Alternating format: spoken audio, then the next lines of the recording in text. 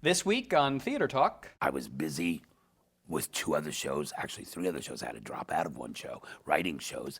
And I said, but here's the opportunity. Life is only as exciting as if you say yes. Yeah. If you say no, it doesn't get better, it doesn't change. And I went in. Theater Talk is made possible in part by the CUNY TV Foundation.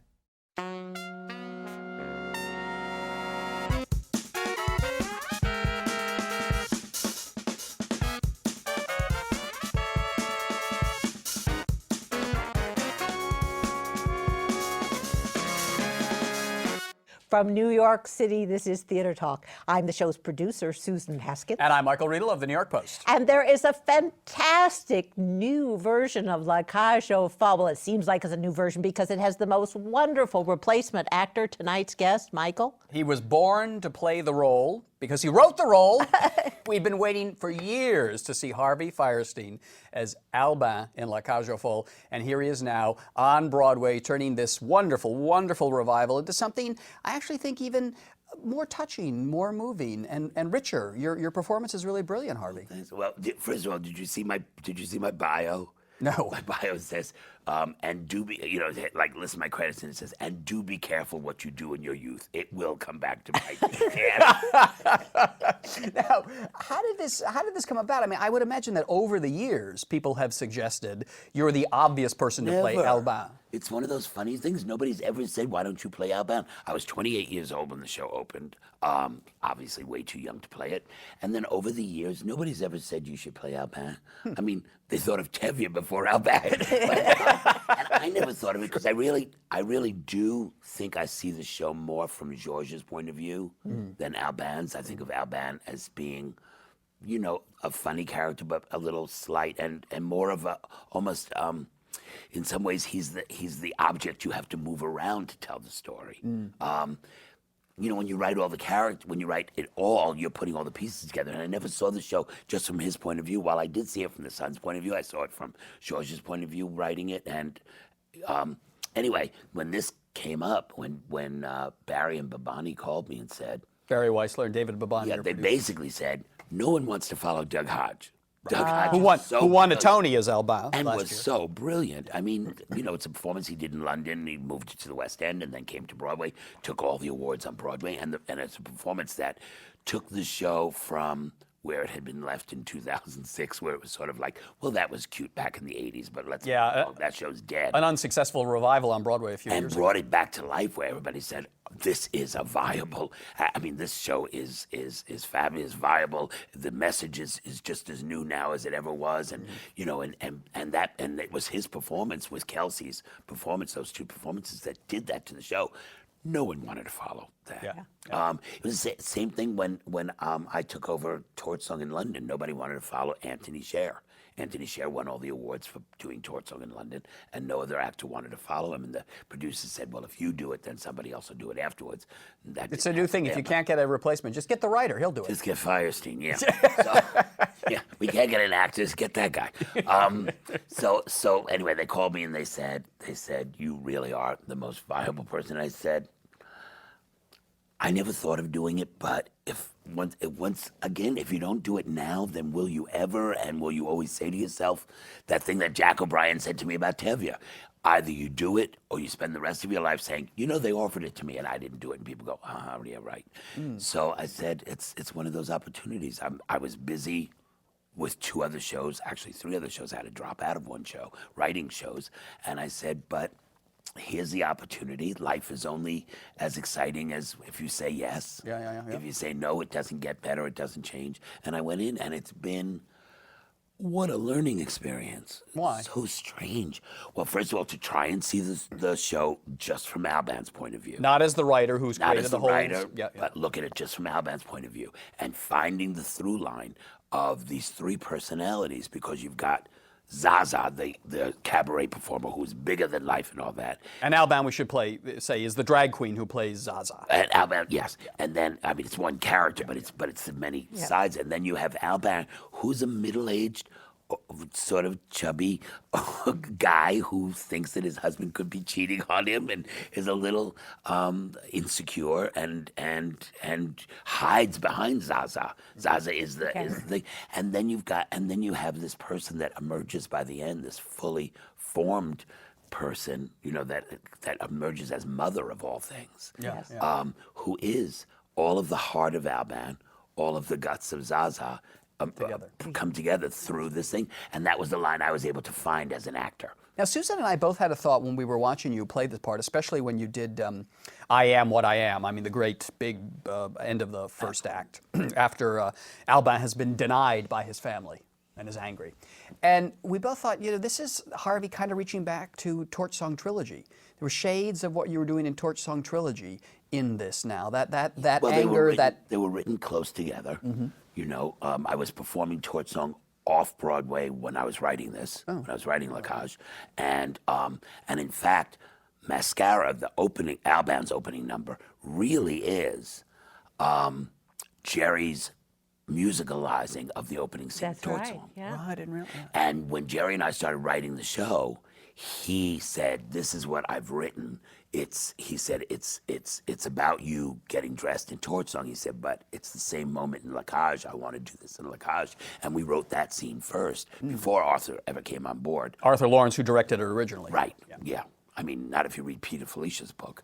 The man needs to get a fact.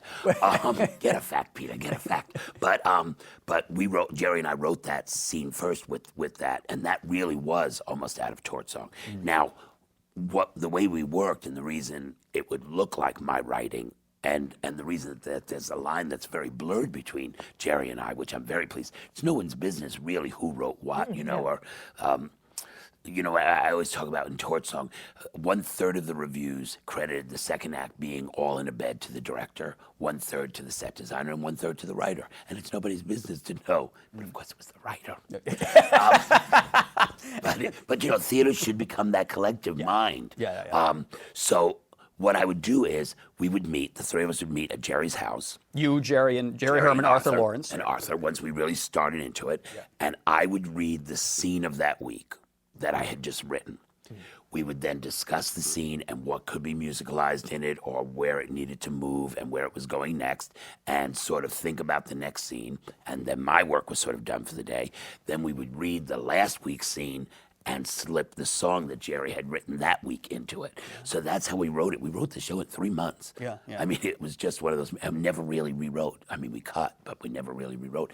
And so I Am What I Am was first a monologue.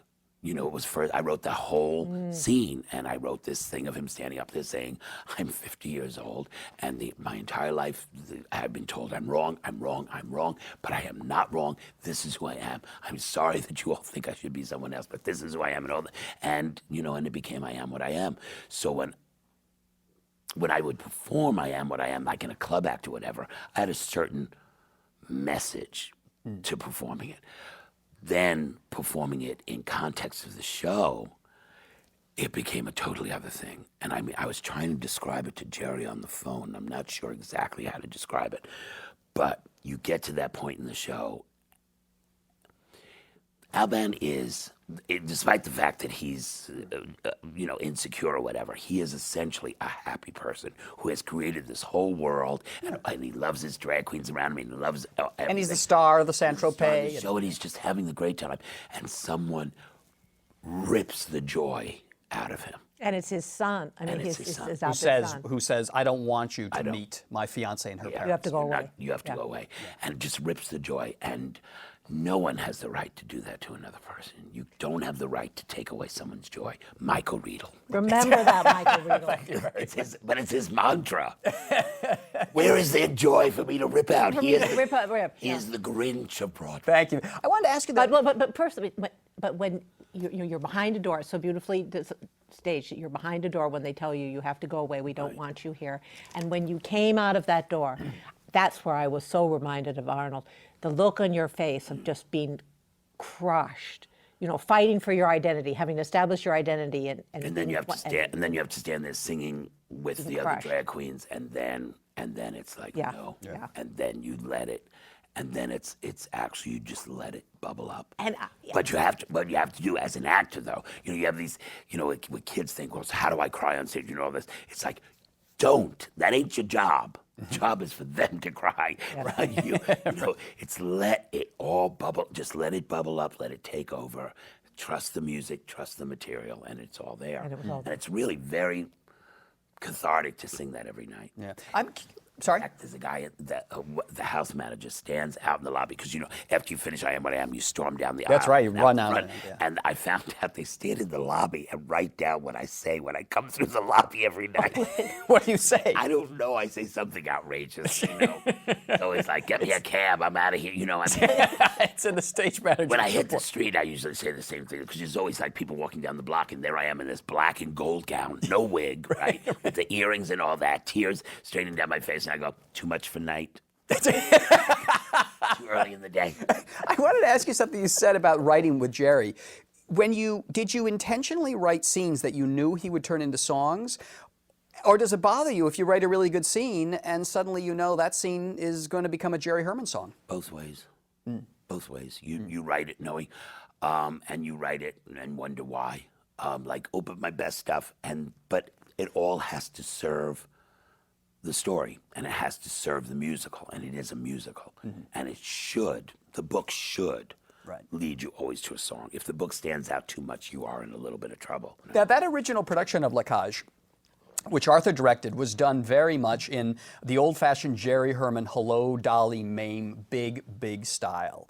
Even the poster was Even the poster, same artist, exactly, yes. same artist who did Mame. And it's Mame, like Mame's right shoulder on that poster, and Albin's left shoulder on that one.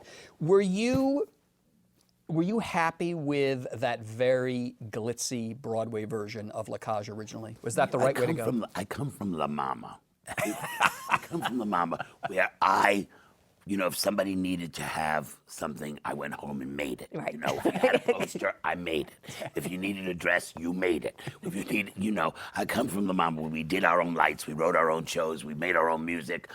I come from, so to and Tortzon had moved from off Broadway to Broadway, you know, not in an easy way. I mean, I was still personally crocheting the bunny slippers for Tortzon.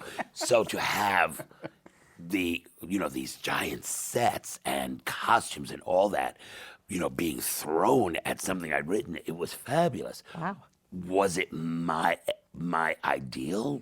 No, but what did I was 28 years old. I had Jerry Herman and Arthur Laurents. And Arthur wasn't particularly nice to me a lot of the time. Why? A lot of time he was, because he's Arthur. Yeah. Was he on top of the book? Because he wrote, you know, Gypsy, arguably the greatest book of all time. Was he fiddling around with your book? Sure. But we wrote it, I mean, like I said, we wrote it together. You know, we all did this together. It was, you know, and that didn't bother me much.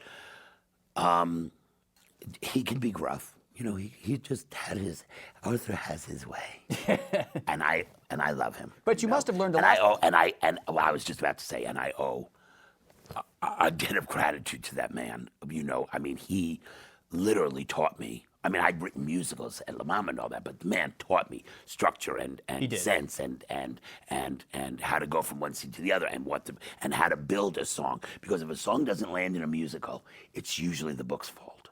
You know, and he showed me all of that. You know, How to set up the song. Yeah, how to set up a song, how to set up a character. You don't have a lot of time to set up characters, and you know, just handing him a scene and watching him edit it down was an education that you can't get at any college. You know, I mean, so I owe him. You know, as much fun as I like to have at Arthur's behalf, I owe him a ton of gratitude, and I love him. I mean, we are families. Now, that first production, though, I remember Jerry Herman telling me, we went out of town to Boston, and Jerry said, I think he said he sat with you and Arthur. We sat three. We sat on the aisle, usually Jerry, Arthur, Jerry, me in the middle, and Arthur behind me. Right, and it's 1983. 1983. You're in Boston. You're about to premiere a musical about two openly gay men who are lovers. Right. Never before shown, I think, in You know, we like to tell that story that way a lot. You know, that something like this had never been seen before. But please remember, the week before, I won the Tony Award for getting, how do you say this on PBS? For 6 minutes, I was being up the bum center stage, you know. I mean, I had backroom sex in Torch Song for 6 minutes, standing there having somebody, you know. And you got a Tony Award for it. And I got a Tony Award for it. So it wasn't quite as innocent a time as we like to paint it. The way Jerry tells it, you all sort of held hands and you thought, are they going to stone us when this musical goes up? Yeah, Was there that sense?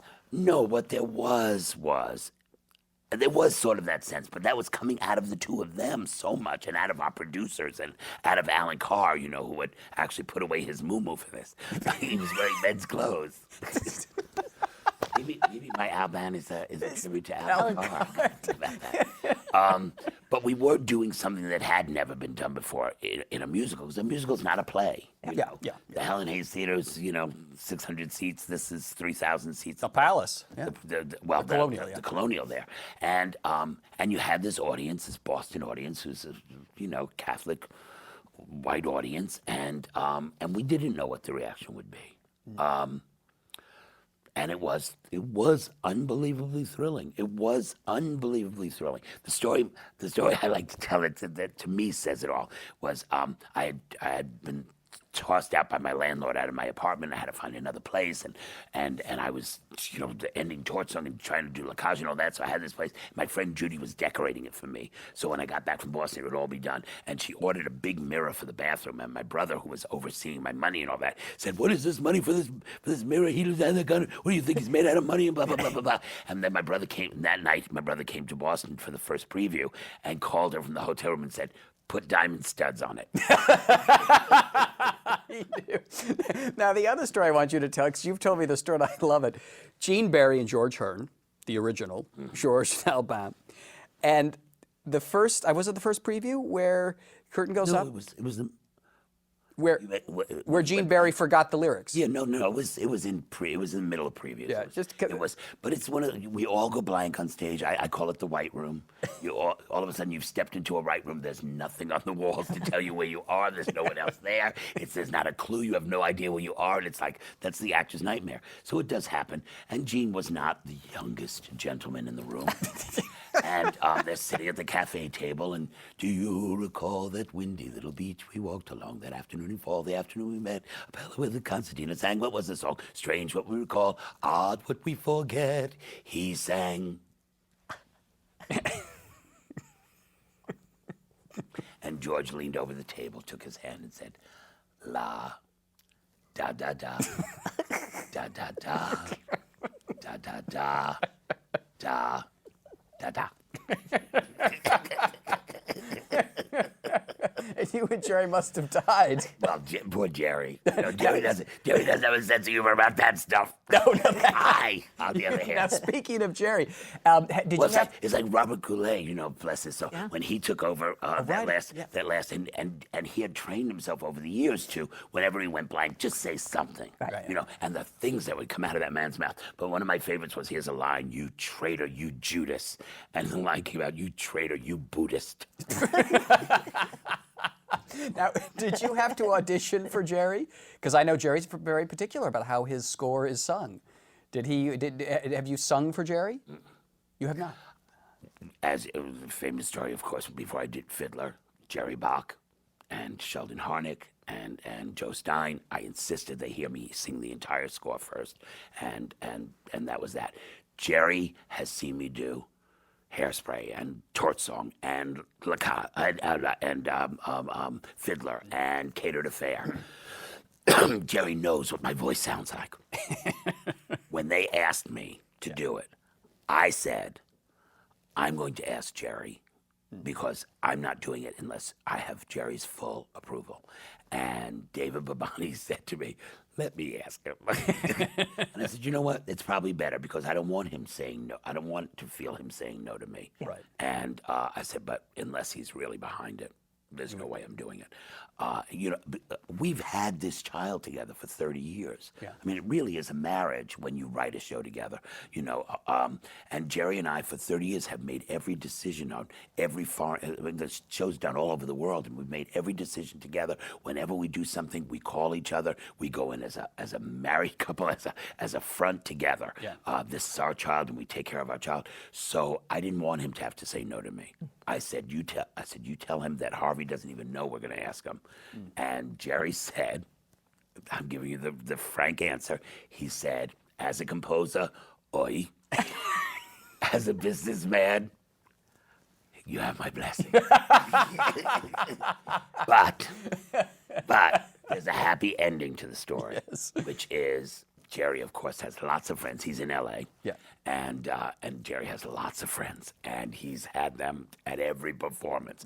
And I get email after email and phone call after phone call crying with him, crying, saying, Harvey, I hear your performance is a triumph. I hear it's this, it's here. He said, I am so happy for you. I'm happy for us. I'm happy for the show. He said, to me, it sounds like a whole new life for the show on top of the new life it just got. And so he's thrilled. That score is so wonderful, though. I mean, I've heard it a million times in my life. And sitting there the other day when I watched you do it, I just thought my toes were tapping. Yeah. I was happy. I was moved. Well, I had written to him when he said yes. I wrote him a note just saying, I cannot promise to sing pretty, but I can promise they will hear every lyric. Yeah, every lyric, yeah. And his first note back to me was, I just got a call saying they've never heard the lyrics so clearly. And even though it wasn't written for your type of voice, you reinvent it for yourself and make the numbers so powerful. Well, Albin, once again, Yeah. Albin's not the singing role in the show. No, Albin has 4 songs. Mascara, about getting in drag, which you can have a lot of fun with. Yeah. I mean, I do Boom It and all that, but I also reinvented that with the director of putting the dress on, the breast, because Doug didn't put on the breasts and all that stuff. I said, I want them to see the rubber breasts. I want them to see the dress. I want them to see. I don't want magic. Right. You know, like with George, it almost slipped on without you seeing. I said, I want them to see how much pain there is in being a girl. Right. And a transvestite that I've been writing to about another project, I wrote to her, a transsexual rather, in Australia, I wrote to her the other day saying, oh, it's so hard being a girl. And she wrote back, she said, but not if you really want it.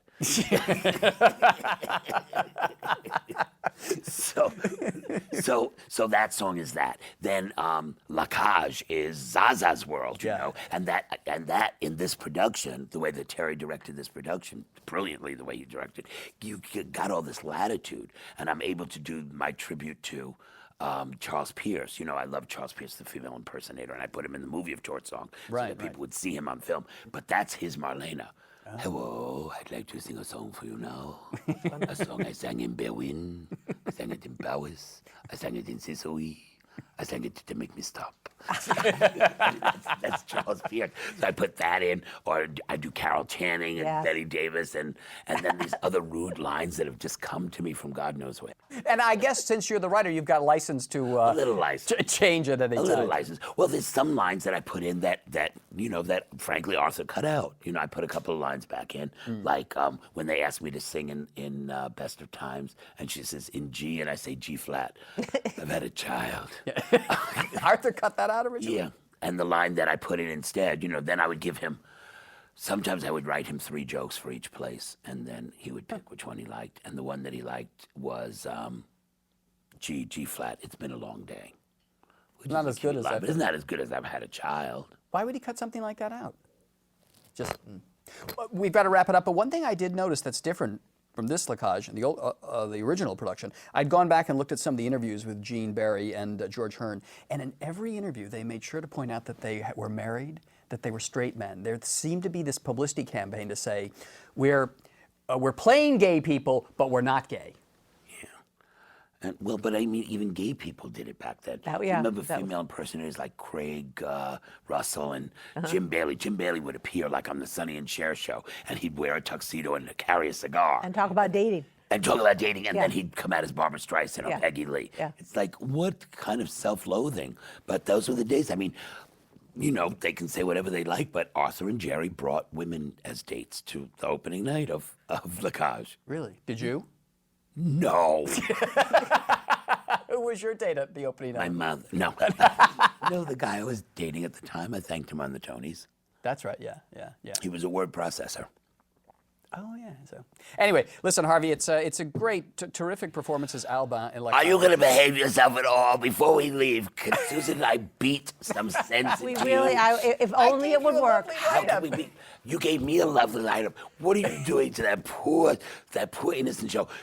Whatever happened to the days where producers like Merrick or Barnum would say, I'm spending billions of dollars to bring you the finest in entertainment, and we'd all go, ooh. They say we're spending $65 million to bring you a show, and you go, ooh. Well, I'll tell you why. You know why? Because when David Merrick said, I'm spending billions of dollars to bring you a show, it was Hello, Dolly. When they say it, it's Spider-Man. That's the difference. You didn't give it a chance to become That's what right. it's been. It's still in the egg. It's still hatching. I can feel that Spidey's coming. It's an ostrich egg. And I bought a Spider-Man shirt at Halloween to wear to opening night. are you going to go to the opening night of Spider-Man? Still alive. Of course.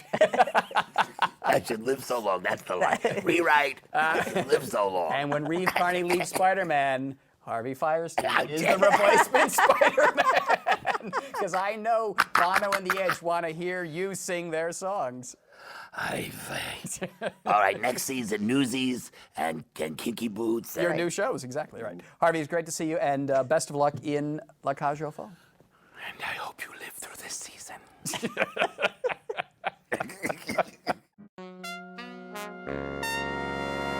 Our thanks to the Friends of Theater Talk for their significant contribution to this production. Theater Talk is made possible in part by the Frederick Loewe Foundation, the Eleanor Naylor Dana Charitable Trust, the Alan S. Gordon Foundation, the CORY and Bob Donnelly Charitable Fund, Carrie J. Fries, the Dorothy STRELSIN Foundation, the New York City Department of Cultural Affairs, and the New York State Council on the Arts, a state agency.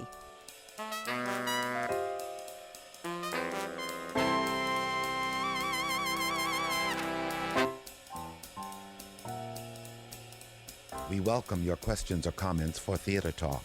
Thank you and good night.